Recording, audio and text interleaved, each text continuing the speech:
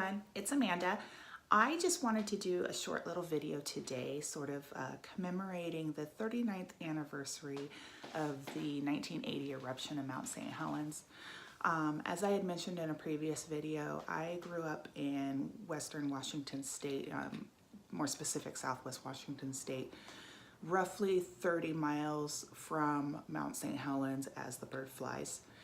I did live there during the eruption in 1980, and I remember it very vividly. I was 6 years old.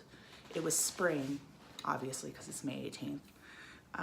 My mother had just planted her garden with beautiful flowers, and the eruption happened. And I remember my sister saying that, well, she's gonna kill me for saying this, but she was actually in the washroom when the eruption happened, and she felt it on her seat.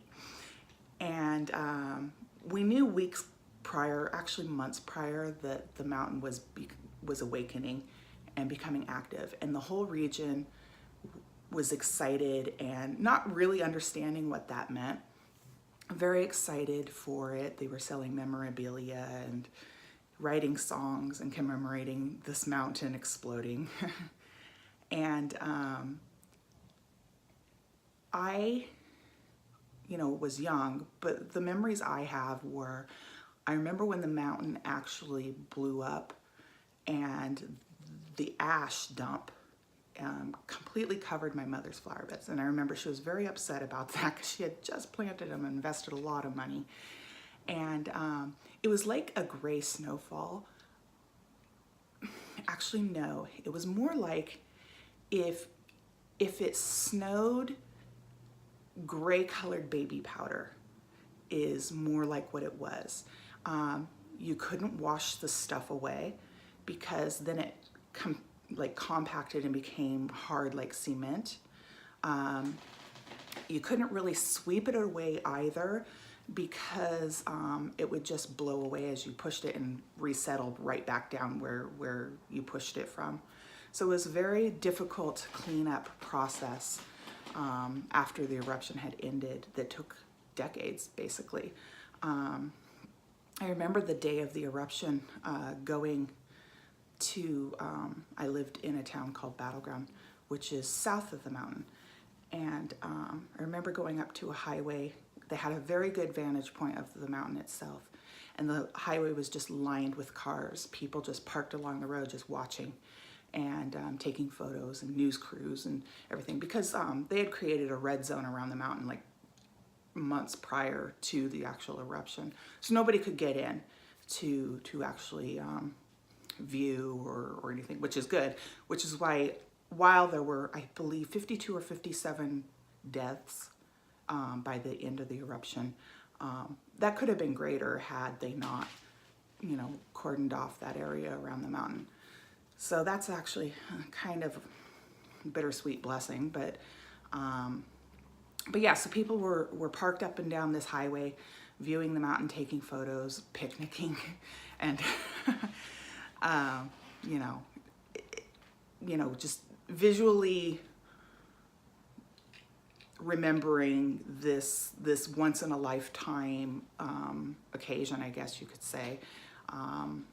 Not very many people get to witness something like that. When people think of volcanoes, they think of the type like in Hawaii that spew fiery lava into the air and rivers of flowing lava. But Mount St. Helens it's a cinder volcano, so it was mostly explosive gas and ash.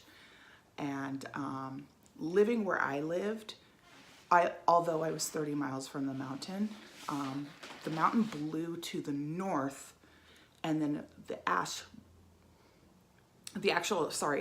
eruption blew to the north, and then the ash flowed east,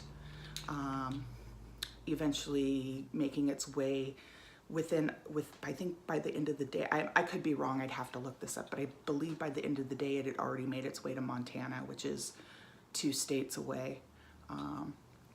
And then, eventually the ash actually made its way around the earth.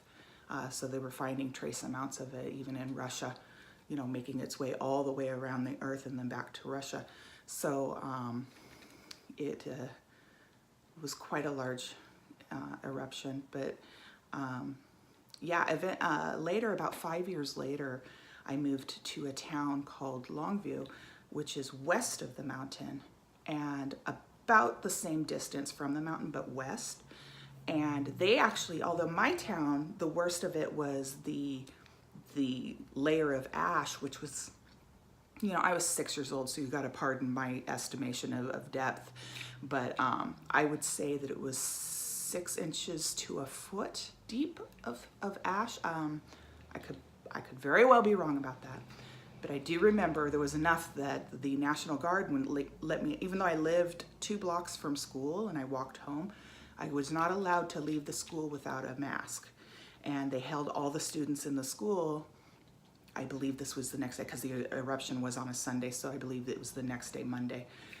We weren't allowed to leave the school without masks. And I remember teenagers that were hanging out by their car in the parking lot because my elementary school was right next to a high school. They gave me their masks so that I could go home. But anyway, yeah, so 5 years later, I moved to this town called Longview, which is west, and they actually were greater impacted, even though they were further away from the blast itself and the direction that the ash went.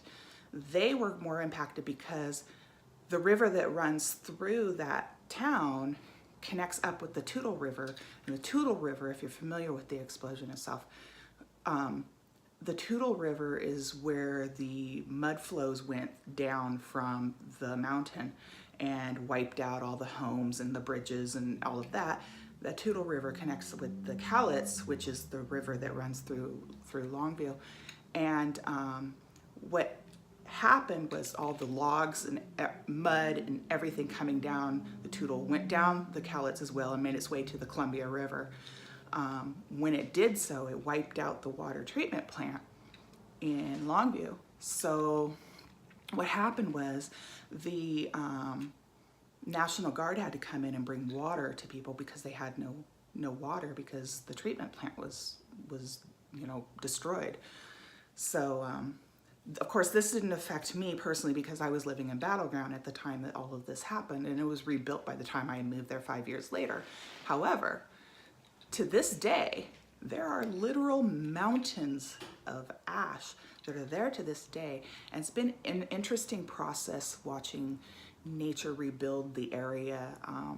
You would think that plant life couldn't exist on this ash, and it does. I mean, I went home to visit about 2 years ago, and I noticed that the ash mounds are just covered in grass now, the grasses and some various wild plants, even some trees like small little saplings like popping out of the ash and stuff. So it's been very interesting watching over this past 39 years the evolution of destruction and then rebirth.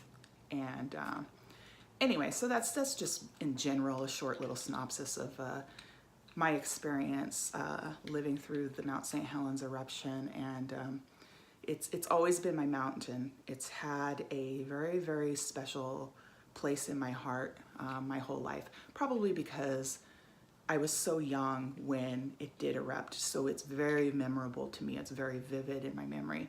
And so yeah, I call it my mountain, and nobody else can have it. It's my mountain. So anyway, but yeah, this is just a short little, like I said, just a short synopsis on that. My memories of the Mount St. Helens eruption. I will likely do another video about it next year, and just to commemorate the 40th, it should be great because about every 10-year mark, a new documentary comes out about either the eruption itself or the progress of rebirth and plant life and wildlife returning to the region. So it'll be interesting to have another update on that from a scientific viewpoint. So, but anyway, so I just wanted to say hello real quick and talk about the 39th anniversary of the Mount St. Helens eruption. And I hope you're having a wonderful weekend, and I hope that I will see you soon. Take care.